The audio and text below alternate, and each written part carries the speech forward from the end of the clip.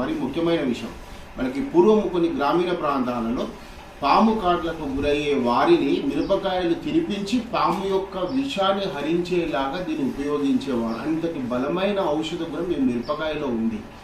అయితే వెనుకటి కాలంలో మనకి గ్రామాలలో ఎవరైతే పాము కాట్లకు గురవుతారో ఈనాటికి కూడా కొన్ని పూర్వపు గ్రామాలలో మనం గమనించవచ్చు. పాము కాట్లకు గురైన వెంబడే ఆ గ్రామంలో ఉండే కొంత నాటు వైద్యులు వారికి ఔషధాలను ఇచ్చుకుంటూ ఈ మిరపకాయని తిని చూడండి కారం తగ్గుతుందా అని చెప్పి వాళ్ళని అడగడం జరుగుతుంది. అంటే పాము కాటు గురి కాబడిన వ్యక్తిని ఈ మిరపకాయలు తినిపిస్తూ కారం తగులుతుందా అయితే ఈ మిరపకాయలను తినిపించేటప్పటికి కారం తగులుతుందా అన్న మాట ద్వారా దీని యొక్క ఔషధ గుణం తన శరీరంలోకి వెళ్ళి ఆ యొక్క పాము యొక్క విషాన్ని హరింపజేసే శక్తి ఈ మిరపకాయలకు ఉంది.